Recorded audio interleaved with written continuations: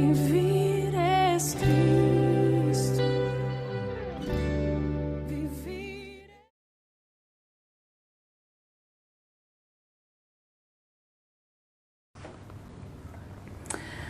Muy buenas noches, queridos hermanos, amigos que nos siguen siempre en las transmisiones los martes y los domingos. Esta vez tuvimos una dificultad técnica en nuestra sede, nuestra iglesia, nuestro templo en calle Puente de Piedra quedó sin luz. Creemos que ha habido un corte porque estaba solamente esa dirección nomás, ese lugar sin luz. Creemos que, dado el agua que ha caído en las últimas horas, puede haber hecho un corte. Prendimos la luz y después se apagó, así que eso es algo que tenemos que revisar. Pero aún así hemos querido estar con ustedes desde acá de mi casa, junto con Juan Manuel, para poder transmitir un poco retrasado lo que correspondería al estudio de hoy. Así que buenas noches, Juan Manuel, ¿cómo estás? Hemos tenido hartos percances, ¿tú también? Sí, bien, estoy contento de que podamos igual transmitir y que podamos hacer la reunión. Yo sé que muchas personas están atentos a la hora, al momento de compartir, eso es muy bueno, de estar transmitiendo, ¿cierto? Y eso es muy bueno y por lo mismo, por amor a ustedes y en realidad porque es un agrado para nosotros poder compartir la palabra, no quisimos estar ausentes y buscamos la forma y aquí estamos. Bueno, la idea es continuar con nuestro estudio regularmente. Quiero, antes de pasar a eso, dar muchas gracias a aquellos que han colaborado específicamente con la campaña que salió en los últimos días de recolectar ropa para niños del Sename. Es algo que internamente vamos a seguir proveyendo. Queremos que estén atentos porque puede que esa necesidad pueda sostenerse en el tiempo por parte de la iglesia apoyando esta iniciativa. Creemos que hay una gran posibilidad incluso no solamente de entregar víveres o ropa en este caso, sino también entregar lo más importante, que es la palabra del Señor, con esos niños que están por aquí cerca en Illapel. Así que todos los que supieron de esa iniciativa también que estén al tanto para algún comunicado que demos por el WhatsApp interno, de manera que puedan también ayudar, colaborar en lo que puedan. Y estar orando, por supuesto, porque creemos que esto es una puerta que Dios puede estar abriendo para nosotros, para poder aportar, para poder ayudar. Es una inquietud que hace tiempo muchos de nosotros teníamos, de qué manera poder ayudar en ese hogar. Dios ha respondido a través de esta iniciativa que creemos, esta conexión. Exacto, y pedimos a los hermanos que estén orando por eso, porque para que actuemos sabiamente y podamos ser un verdadero aporte, y sobre todo en la parte espiritual, que es la más importante. Así es. Bien, abra su Biblia. Hoy día nos corresponde continuar con la carta de Pablo a su colaborador Timoteo, en el capítulo 3 quedamos, y vamos a comenzar hoy día desde el versículo 8, capítulo 3, versículo 8, y vamos a leer hasta el 13. Así que los que tengan Biblia, como usted puede ver, como estamos en casa, tenemos un cafecito, también de compañía, pero con la Biblia principalmente va a estar usted leyendo e instruyéndose de lo que vamos a hablar. No sé si Juan Manuel puedes orar para comenzar y después darle lectura a los versículos. Claro, oremos. Padre amado, te agradecemos porque podemos una vez más estar en torno a tu palabra, Dios, y nuestra vida, nuestro corazón, queremos, Señor, cimentarlo con tu palabra, Señor, sobre tu palabra. Y te pedimos, Señor, que nos guíes en la interpretación de ella, en la explicación en cada palabra que con Pablo hablemos. Señor, puedas guiarnos por tu Espíritu Santo que habita en nosotros. Es el mismo que nos lleva a querer predicar, el mismo que nos insta a querer buscarte, Padre. Y pedimos que por tu Espíritu Santo también nuestros hermanos, nuestros amigos, quienes estén escuchando esta transmisión, puedan ser bendecidos, puedan entender tu palabra, sean iluminados, Señor. Y aquellos que aún no te conocen, por tu Espíritu Santo sean convencidos, sean atraídos a ti y conozcan tu verdad y sean libres, Señor, por tu amor. Lo pedimos en el nombre de Jesús. Amén. Amén. Bien, vamos a dar lectura entonces a los versículos de primera carta de Pablo a Timoteo, capítulo 3, versículos del 8 al 13. Dice así: los diáconos asimismo deben ser honestos, sin doblez, no dados a mucho vino, no codiciosos de ganancias deshonestas, que guarden el misterio de la fe con limpia conciencia. Y estos también sean sometidos a prueba primero, y entonces ejerzan el diaconado, si son irreprensibles. Las mujeres asimismo sean honestas, no calumniadoras, sino sobrias, fieles en todo. Los diáconos sean maridos de una sola mujer y que gobiernen bien sus hijos y sus casas.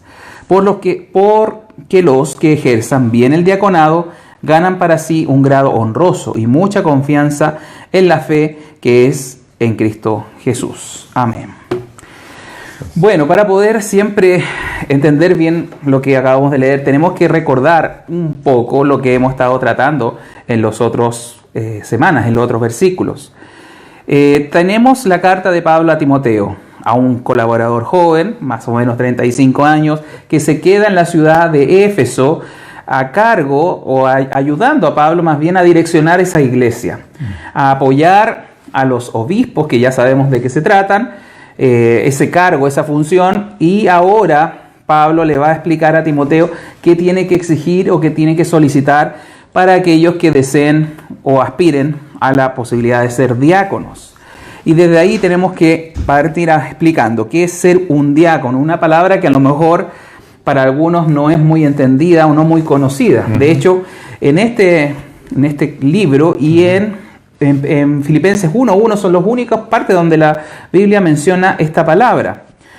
Pero sabemos que en la historia de la iglesia, cuando leemos Hechos de los Apóstoles, aparece en el capítulo 6 alguna alusión a algunos asistentes que vinieron a ayudar a los apóstoles porque ellos querían dedicarse 100% a la palabra, a la oración, a expandir el reino, y se necesitaba gente que ayudara en las mesas. Y entonces escogieron 7 varones llenos del Espíritu Santo.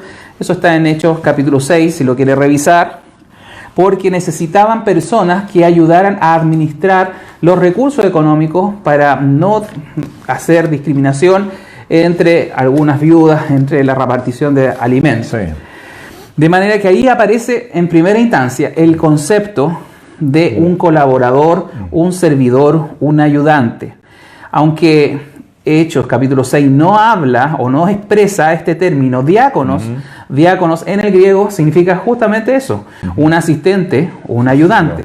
Por lo tanto, la descripción de Hechos calza perfectamente con la de un colaborador, de un asistente, de un ayudante, que es lo mismo que acá el apóstol Pablo refrenda con ese nombre, con esa definición.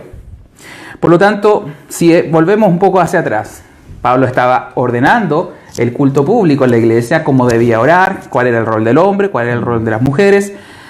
Parte con la definición, ¿no es cierto?, del liderazgo. Recordemos que no era solamente un obispo o un presbítero o un episcopo, cualquiera de esas palabras, o un anciano, sino que había un grupo de personas que eran ungidas, direccionadas para liderar y para guiar la iglesia. Y ahora nos encontramos con esta otra descripción de ayudantes o asistentes o colaboradores simplemente, que también tenían un lugar honroso dentro de la membresía y que justamente vamos a analizar qué es lo que se les exige a ellos para poder optar o tener ese cargo. Algo que agregar en este punto, porque todavía ni siquiera hemos entrado al texto. Sí, yo creo que estamos definiendo el concepto. Es muy interesante esto, y justamente que coincidió que estábamos hablando respecto a este trabajo que vamos a hacer o que queremos hacer con respecto al hogar de niños. Y también está lo de las ayudas a las personas que estén en necesidad por causa de la pandemia o por causa del desempleo. Y es interesante que en ese episodio en el que tú mencionabas, de hecho, los apóstoles eran quienes realizaban la tarea de ayuda, la tarea de servicio, de servir las mesas. Pero la iglesia creció, se unieron un solo día 3.000 personas. Entonces el trabajo para 12 apóstoles era mucho, y sucedió lo que era esperable en cualquier momento, que hubiera dificultades a la hora de administrar. Entonces, por esta administración, en su sabiduría, Dios permite que la tarea sea repartida y que no esto sea centralizado en unas solas personas. Pero sí, aquí claramente establece que estos diáconos, que van a tener cierta responsabilidad en la iglesia de servicio, como tú bien decías, que la palabra tiene ese sentido de ser servidor, tienen que tener ciertos requisitos espirituales, y usa la palabra también, por ejemplo, en algún momento, que también se han probado, ¿cierto? Sí. Tiene que ver que son requisitos, así como el obispado tiene requisitos, el diaconado también tiene requisitos que son principalmente espirituales y de carácter, como lo hemos conversado en los temas del obispo.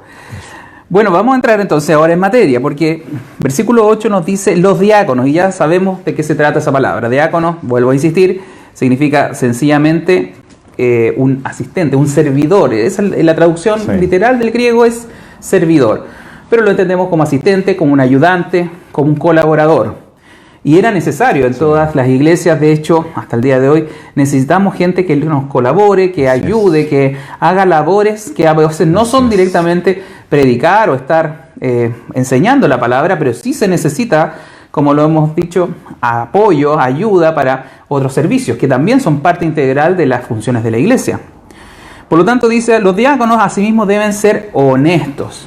Y aquí empezamos con las descripciones, que son interesantes porque las debemos analizar con respecto a las características, como decíamos, del carácter. No está apuntando a un conocimiento teológico o intelectual, tampoco está hablando sencillamente en una definición muy amplia que cabe muchas cosas cuando la gente dice tienen que ser buenas personas. No está hablando en algo muy genérico, está definiendo conceptos bien específicos de lo que se necesita para el diaconado. Y parte con la palabra honestidad.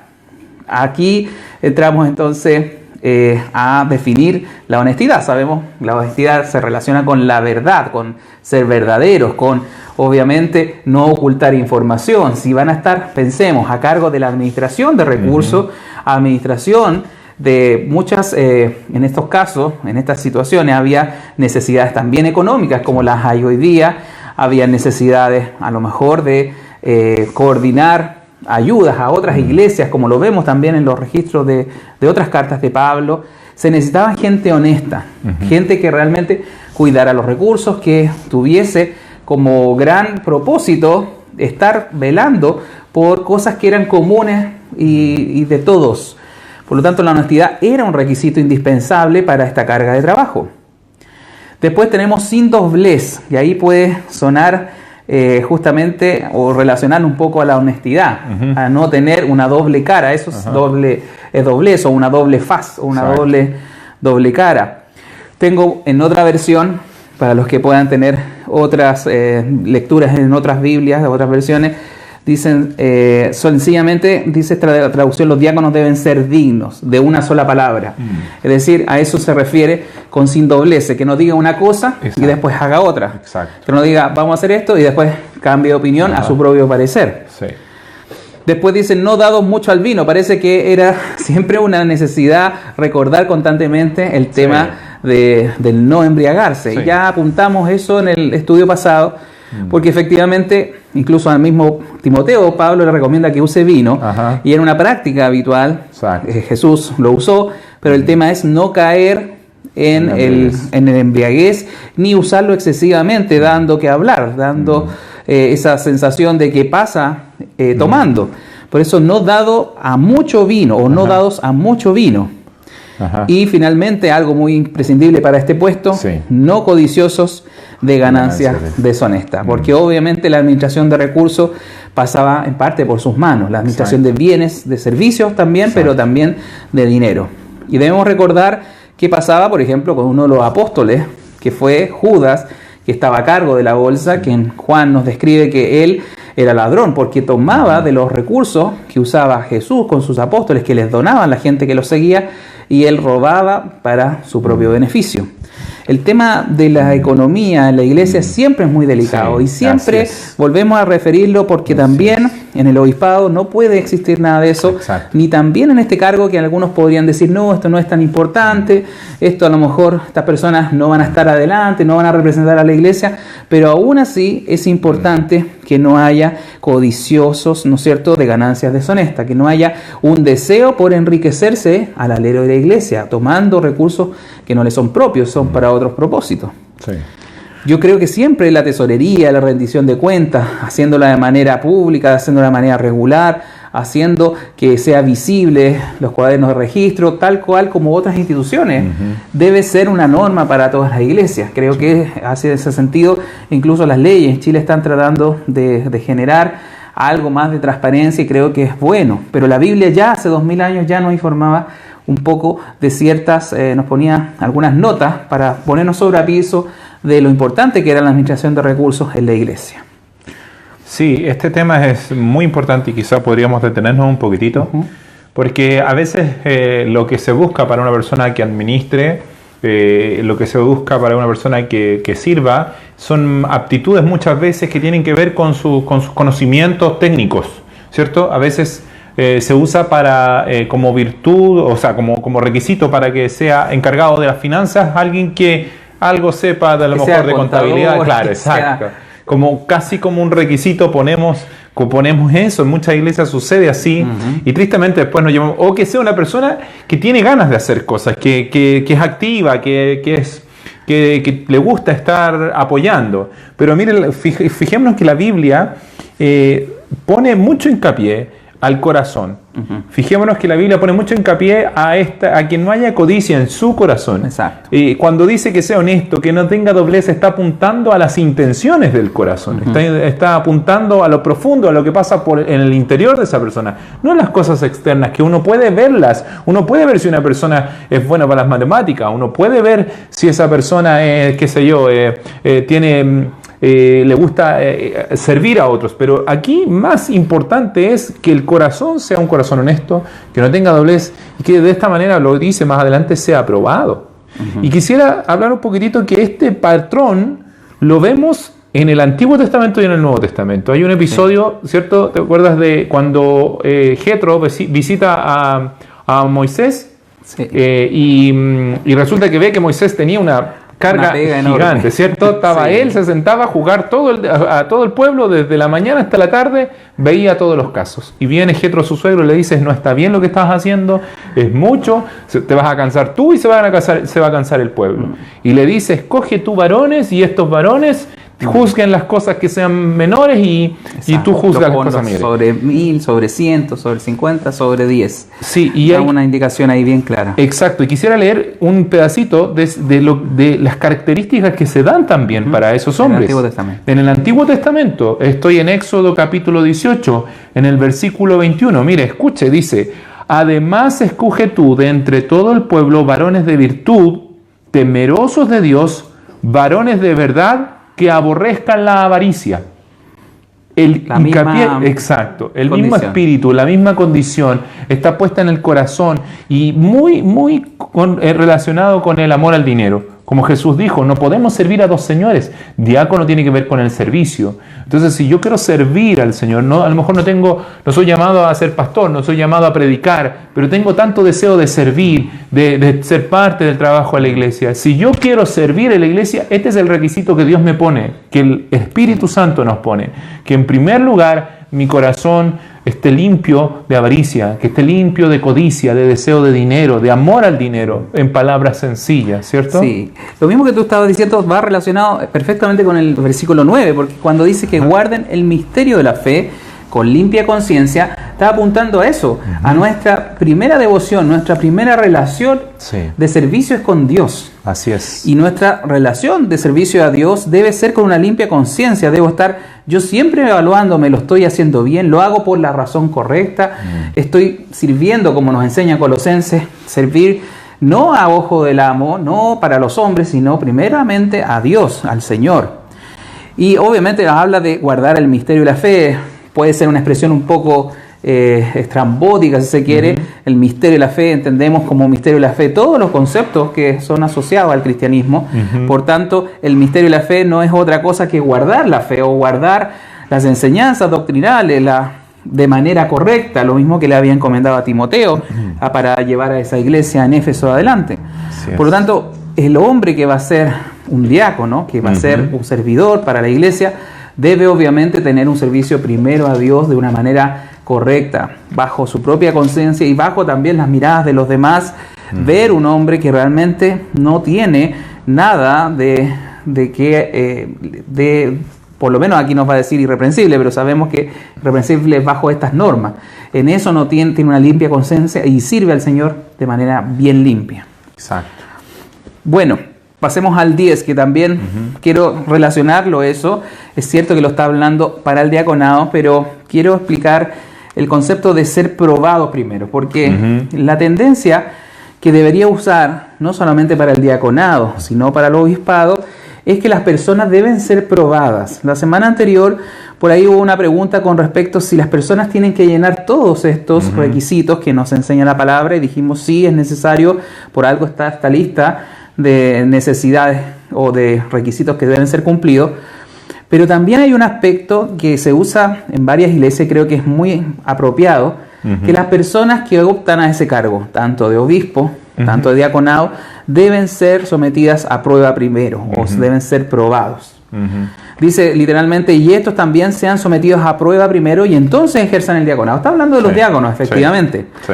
Si son irreprensibles, si no tienen nada que decir de ellos en estos aspectos. Pero también es válido, y de hecho así se estila en algunas iglesias, para el que desea el obispado, una buena obra desea, dice versículo 1, pero necesita esa persona muchas veces pasar por un tiempo, o necesita la demostración hacia la comunidad, a su iglesia, es principalmente censada de manera interna esa persona, no tanto lo de afuera, tiene que tener buen testimonio, pero también principalmente la iglesia, su propia comunidad debe censar a esa persona para saber si tiene realmente las características que nos enuncia aquí la palabra.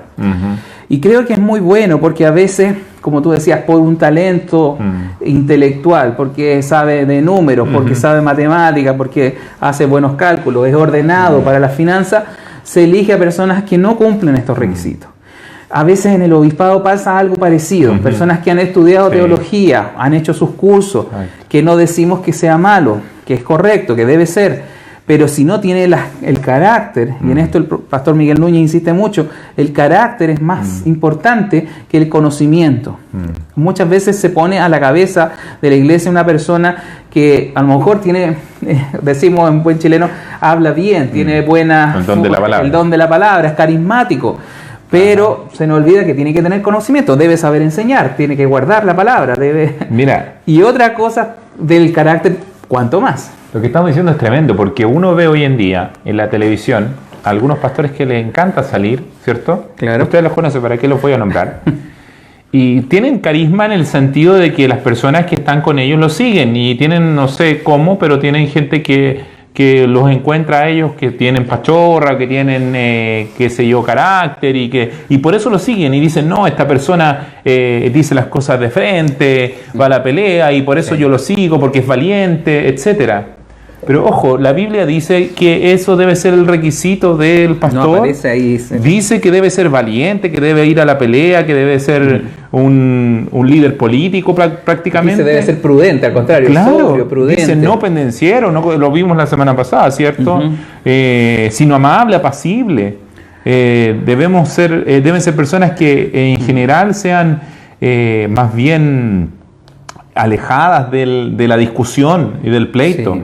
Que sean férreos para defender la palabra de Dios, pero no férreos en cuanto a su temperamento, sino que férreos en cuanto a su corazón. Exacto. Que reconcilie, que busque la paz de todas las personas. Y férreos en cuanto a su convicción. Porque, como dice el versículo para el diaconado, dice que lo que tú leíste ya, que dice que guarden el misterio de la fe con limpia conciencia, tiene que ver con un corazón que que tiene la autoridad para guardar el Evangelio, para predicar el Evangelio.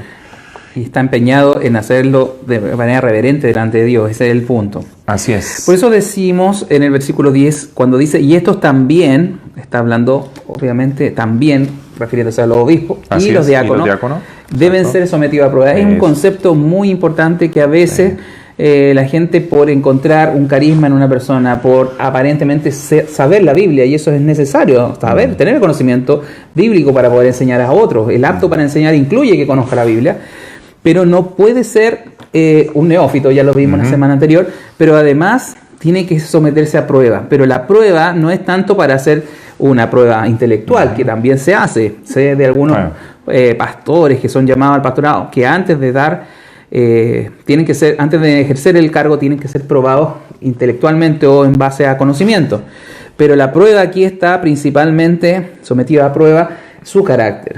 Y eso se demuestra con un poco de tiempo. Tenemos que conocer a las personas, tenemos que ver su desempeño. Lo mismo en el diaconado, aquellos que permanecen en una iglesia, que vemos su proceder, vemos que calzan estas características, ellos sí podrían ejercer el diaconado. Si son irreprensibles, y volvemos a insistir en estos aspectos, en los aspectos que nos define la palabra, más que en otras cosas, más que tenga, ¿no es cierto?, una carrera de contabilidad de por medio. Así es. Y que sepa sacar bien todos Los números, que le cuadren. Que le cuadren los números. No, son irreprensibles en estos aspectos. Y en ese mismo sentido que tú estás diciendo, me gustaría leer el capítulo 6 de Hechos, que es donde está lo que tú mencionabas, ¿cierto? Sí. En el versículo 3 da la instrucción de cómo deben buscar a estos diáconos. Dice, el versículo 3 del capítulo 6 de Hechos dice: buscad pues, hermanos, de entre vosotros a 7 varones de buen testimonio. ¿Cómo no se puede ser de buen testimonio si no ha sido probado? Está dando por hecho. Una persona que tiene buen testimonio es una persona que ha sido probada. Exacto. Que ha demostrado su testimonio con otros. Exacto. Que alguien puede decir, sí, esta persona se le encargó tal dinero y lo administró bien y dio cuentas correctamente. Sí, esta persona es honesta en todos sus trabajos, esta persona es honesta en su manera de conducirse. No hay doblez en esa persona. Eso es de buen testimonio. Llenos del Espíritu Santo y de sabiduría, a quienes encarguemos de este trabajo. Eso es lo que dice. Entonces, son requisitos que eran evidenciables por los demás. Ese es el punto, que los demás pueden dar testimonio, porque le dice al pueblo, le dice a los hermanos de la iglesia: busquen entre ustedes, no los vamos a escoger nosotros, ustedes los van a escoger, pero bajo estas directrices. Y Pablo, de alguna forma, el Espíritu Santo a través de Pablo nos está dejando a nosotros, la iglesia de todos los tiempos, esta dirección también, y nos está diciendo: ustedes van a buscar a los diáconos. No hay aquí que necesitemos una especie de revelación divina, una voz del cielo, un ángel que baje y nos diga: la hermanita Juana, el hermanito Pepe, ellos van a ser diáconos. A veces se busca eso, se busca en algunas iglesias, y perdónenme que a lo mejor haga un poco risa de esto, pero a veces se espera hacer una reunión y que venga una revelación y Dios dice que tal persona va a ser la encargada de tal área. Y no, la Biblia ya nos explicó, ya nos dijo cómo debe ser la persona, cómo debemos buscar a aquella persona que va a ejercer tal cargo en la iglesia. A veces se espera precisamente eso de una revelación divina, una cosa mística, profética, de decir: tú has sido llamado a tal cosa.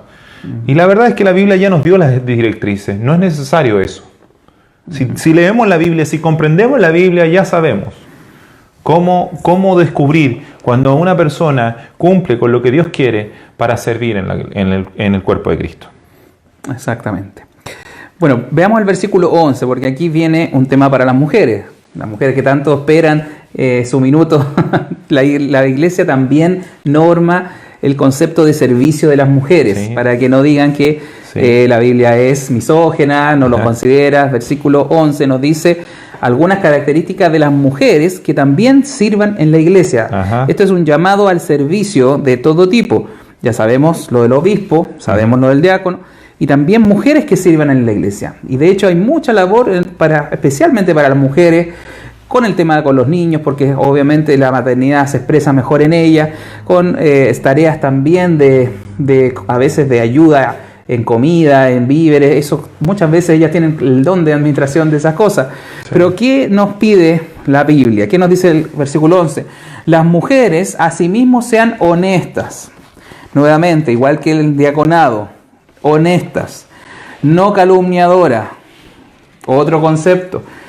Qué raro que hable acerca de las mujeres de ese aspecto y en los hombres hable de no dado al vino. En ambos casos diferencia para el hombre algo que a lo mejor puede ser su tendencia o podría ser su problema, y en el cambio en las mujeres habla de no calumniadores, tal vez porque puede ser su problema. Aquí no, con respeto, no le estamos diciendo a nadie que sea calumniadora, pero es un requisito, porque si va a servir a las casas de los hermanos, si va a llevar, por ejemplo, mercadería en lo que estamos realizando como iglesia, no puede, junto con llevar la mercadería, llevar copucha, llevar y traer informaciones que no tienen que ver con su servicio.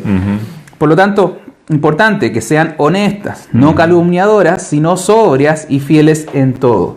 Hay una larga lista, y esto quiero extenderlo a que la Biblia muestra a muchas mujeres que sirvieron, a muchas, tanto en el Antiguo como en el Nuevo Testamento, que eran sobrias, que eran prudentes, que eran honestas, que cumplían estos requisitos. Y de esas mujeres necesitamos mucho en la iglesia para que se sirva a la iglesia a través de ella, poder confiar, por eso dice fieles en todo, para que puedan hacer un servicio de excelencia.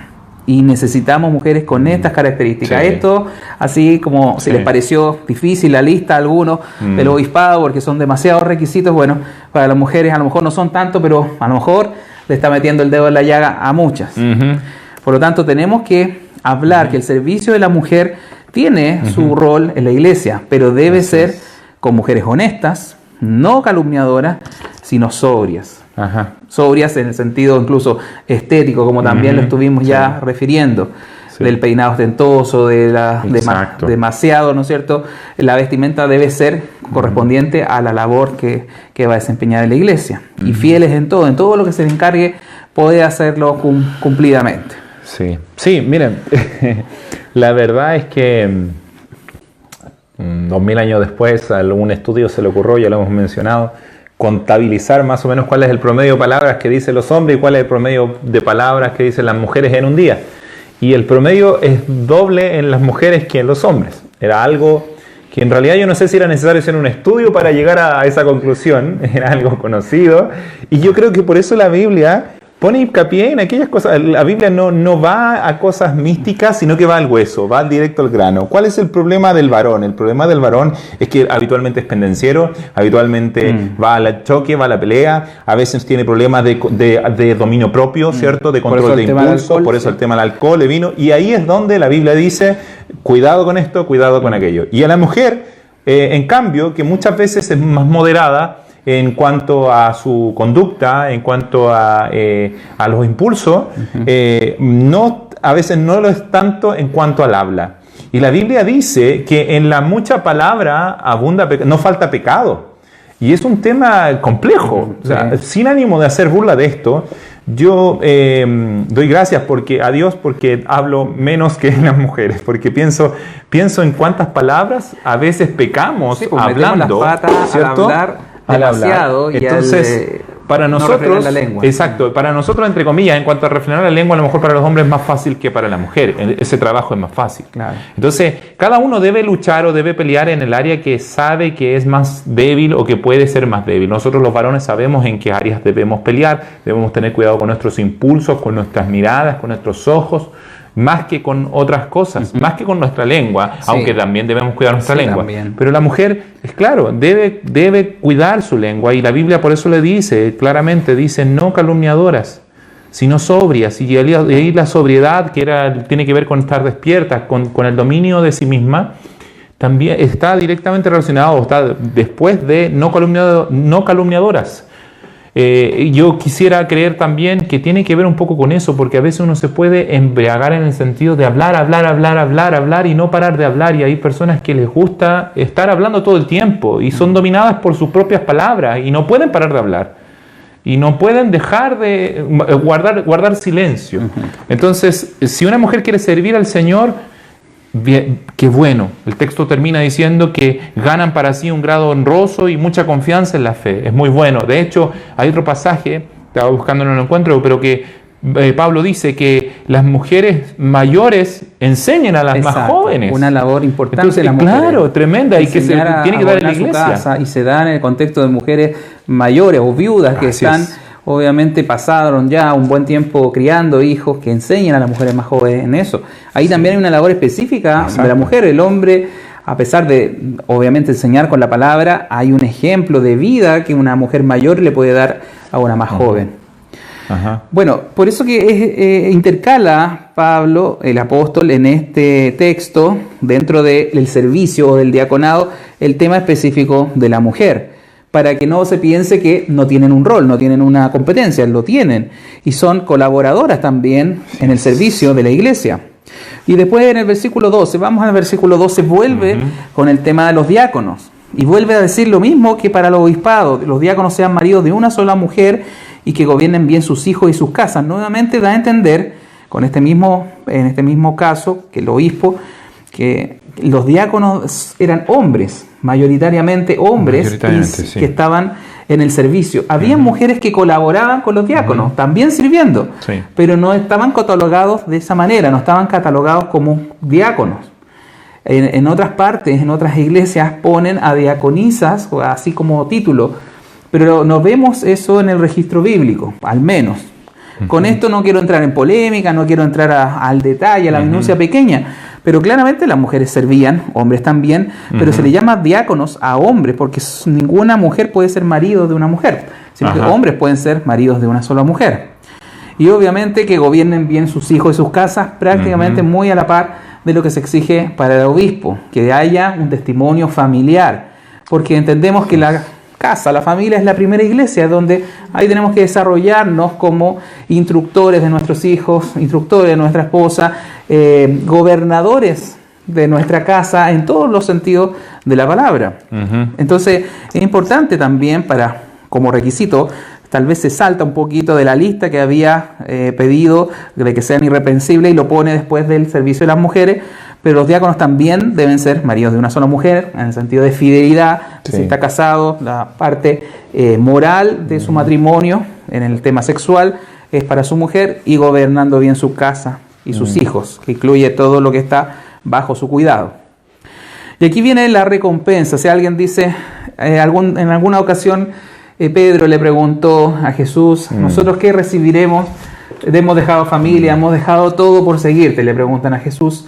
Y Jesús le dice, van a recibir 100 veces más aquí en la tierra y en el cielo. Les da una gran muestra del amor y de la misericordia que tiene Dios por nosotros, por todos sus hijos, pero en particular por las personas que están haciendo un trabajo para la iglesia. Por eso el versículo 13 dice, porque los que ejerzan bien el diaconado ganan para sí un grado honroso y mucha confianza en la fe que es en Cristo Jesús.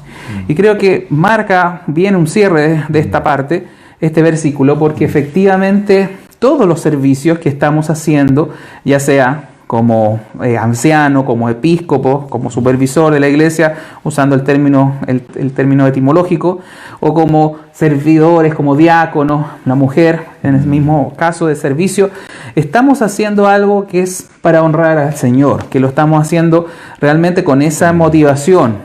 Y Dios eventualmente, si no en esta tierra, seguro en nuestra próxima vida, en el cielo, nos va a dar un grado honroso, una mención honrosa. Y hay mucha confianza que deposita Dios en personas que somos nosotros muy falibles, imperfectas, pecadoras. Y uno dice, ¿cómo puede ser que Dios, que es perfecto, que es santo, que no se equivoca, pueda usar a seres humanos como nosotros, que somos imperfectos, que tenemos fallas? Aún así nos entrega esta garantía, esta honra de llevar su palabra, de servir a otros. Muchas veces uno se mira a sí mismo, uno no se encuentra con muchos talentos ni con muchas virtudes, pero el Señor, si lo ha llamado a servir y a hacer una obra dentro de la iglesia, creo que es porque nos ha tenido confianza, como lo dice acá. Confianza, y finalmente esa confianza que Él nos ha otorgado para estar dentro de la iglesia sirviendo va a ser honrada si lo hacemos bien, si cumplimos esto fielmente, si lo hacemos, como decía el versículo 9, guardamos este misterio de la fe con una limpia conciencia, con nada que incluso en nuestra intimidad, en nuestra manera más íntima de ver los pensamientos, sea limpia, sea clara, que nadie, ni siquiera nuestra conciencia que nos conoce perfectamente, nos acuse de que lo hicimos mal, de que lo hicimos a medias, que lo hicimos por otras razones que no sea servir a Cristo y llevar su nombre a que mucha gente, y estamos hablando específicamente de Yapel, no conoce realmente quién es Jesús. Tenemos una información cultural, una información a veces muy vaga de quién es Dios, quién es Jesús, pero necesitamos que la gente conozca a Jesús tal cual como lo relata la Biblia, tal cual como lo relata las Escrituras, y por eso hacemos estos servicios, si usted lo quiere llamar, estas reuniones, estas charlas, estos estudios bíblicos, también los domingos, porque nos interesa principalmente que el mensaje de Jesús, de sus apóstoles, a quienes les confió la primera labor de cimentar y poner las bases de fe, nosotros hoy día, 2000 años después que Jesús ya no está con nosotros, está en el cielo y espera volver, podamos conocerlo perfectamente, tengamos una relación con Él. Esa es nuestra misión, ese es nuestro principal servicio. Hay otros servicios que nos menciona la palabra, de apoyo, de ayuda al prójimo, lo estamos desarrollando, pero hay un servicio que tenemos que dar, que es entregar el conocimiento de Jesús. ¿Para qué? Para que, como nos dice nos dice el capítulo 2, lo vimos en su momento, para que todos los hombres sean salvos y vengan al conocimiento de la verdad. Esa es nuestra motivación. Así es. Así es, como termina el capítulo 13, dice que ganan mucha confianza en la fe que es en Cristo Jesús. Y con esto quisiéramos terminar diciendo que esto es por el Evangelio de Jesucristo. Mucha gente quiere servir, mucha gente tiene deseos a veces de ayudar al prójimo, eso lo vemos a diario. Las motivaciones pueden ser muchas, pero en general el chileno es una persona, digámoslo para el ambiente local, es una persona que le gusta ayudar. Hay una catástrofe, hay un desastre y salimos a la calle, vamos a ayudar a ver quién esté necesitado. Y a veces eso lo llevamos a la iglesia en el sentido de que sí, yo estoy aquí, me siento bien y quiero servir, quiero ayudar. Y está muy bien que lo quiera. Pero esto no es un servicio simplemente a otra persona, no es un servicio simplemente para yo sentirme bien, sino que es mucho más potente o mucho mayor que es eso. Esto es en la fe que es en Cristo Jesús. O sea, esto es la iglesia de Cristo y a quien representamos y a quien servimos en el fondo es a Jesucristo.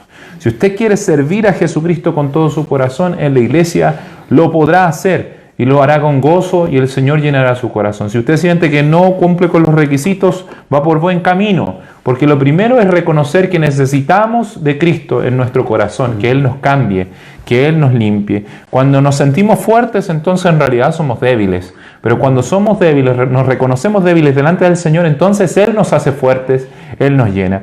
Y a todos los que nos están escuchando, decir que esto no se trata de virtudes con las cuales uno nace o virtudes las cuales algunos tienen, otros no tienen, y alguien puede decir, no, bueno, yo no sirvo para esto. La verdad es que esto es lo que es el trabajo que el Espíritu Santo hace en el corazón de aquellos que rinden su vida a Cristo. Así que mi invitación, nuestra invitación es que usted rinda su corazón a Cristo y el Espíritu Santo hará la obra en su corazón. Hará de usted un hombre irreprensible, un hombre de una sola mujer, un hombre sobrio. Hará de usted una mujer que sabe guardar su lengua, una mujer que sabe guardar silencio cuando debe guardar silencio y que se viste de manera decorosa, que se ve hermosa no por los atavíos, por los adornos, sino que se ve hermosa por su actuar, por su manera de hablar, y eso lo hace el Espíritu Santo en el corazón de aquellos que vienen a Cristo y le dicen, Señor, ven tú a ser el que ordene mi vida, sé tú el Señor de mi corazón, sé tú el que ponga freno a mis labios, el que ponga orden en mi casa, sé tú el que haga de mí el hombre o la mujer que tú sabes hacer, que tú quieres que sea. Así que esta es nuestra invitación a que crea, a que sigamos leyendo juntos la Biblia, a que estudiemos su palabra y que el Espíritu Santo vaya obrando en nuestros corazones día a día. Sí. Quiero cerrar con una anécdota que le pasó a un gran predicador del siglo XIX, a Charles Spurgeon en Inglaterra. Él fue llamado por la reina de Inglaterra y le dijo, ¿por qué no vienes a ser ministro de mi corte? Y Spurgeon contestó, reina, mire, no puedo porque tengo el llamado más excelente que puede haber de un hombre sobre la tierra. Es el llamado del Rey de Reyes. Primero, me llamo Dios y no un hombre. Y segundo, el reino al que sirvo no es un reino breve, un reino corto.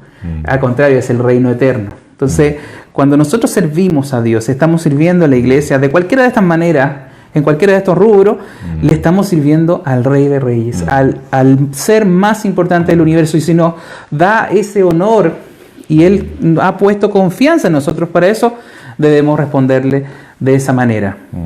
Al igual que Spurgeon, entonces, no podemos dejar esto, al contrario, debe ser nuestro principal incentivo en la vida cristiana, el servir al Señor. Así es. Con esto queremos cerrar el estudio. No sé si habrá alguna pregunta o algún comentario para ir redondeando. No hay comentarios, no hay preguntas. Esperamos que el cambio de hora no haya servido para que pocos nos vean, al contrario, y creo que el tema de hoy, tal vez un poco más breve porque partimos tarde, igual fue enriquecedor. Siga leyendo, siga analizando todo lo que hemos conversado. Sí, así es. Bueno, si no hay más comentarios ni preguntas, vamos a orar, vamos a darle gracias a Dios por lo que hemos conversado y que el Señor les siga bendiciendo a ustedes, también a nosotros, y que hagamos las cosas por la razón correcta como hemos aprendido. Voy a orar. Señor, te damos gracias por una oportunidad más de contactarnos con nuestros hermanos a través de estos medios, de que ellos también disfruten de tu palabra tanto como nosotros. Sabemos, Señor, que al servicio tuyo no podemos dejar de hacer las cosas de una manera de excelencia, de una manera virtuosa, de una manera ejemplar, como tú nos señalas. Pero nos vemos, Señor, en nuestra debilidad y nos vemos en nuestras fallas y pedimos que tú nos sigas capacitando, Amén. nos sigas corrigiendo. Sí. Hay muchos que necesitan escuchar de tu palabra. El principal servicio es extender el Evangelio, es la gran comisión que tú le diste a todos, a todo creyente, de ir y predicar el Evangelio a toda criatura y hacerles discípulos y enseñarles las cosas que tú hablaste, las órdenes que dejaste por medio también de tus apóstoles, y queremos hacer bien ese labor, ese trabajo. Así es. Moldea Sí, nuestro Señor. carácter, Ayúdanos, cambia, Señor, cada detalle, cada problema que tengamos, Señor, aún refínanos en fuego, que vaya sacando toda aspereza, toda inmundicia, para que tú seas realmente el que sea glorificado, el que Así sea es. honrado, el que sea tenido como un ser santo y sublime como lo es. Sí, sí. Ayúdanos, Señor, ayuda a nuestros hermanos que quieran servir, para que también refinen su carácter, para que avancen en la vida cristiana, para que puedan ganar un puesto de honra, como lo señala tu palabra, y que tú algún día recompensarás adecuadamente, si no en esta vida, en la próxima. Queremos Señor. pedirte que nos guíes, que nos ayudes, que hagas de esta iglesia una iglesia pura, santa. Sí, No importa Dios. tanto las personas, sino la pureza de tu iglesia, la verdad con que transmita, Señor, tu evangelio es lo más importante para ti. Dios. Gracias, Padre, bendecimos tu nombre y agradecidos estamos de una ocasión más estar junto a nuestros hermanos y amigos Sí, que nos ven por esta señal. Gracias en el nombre de Jesús. Amén. Amén.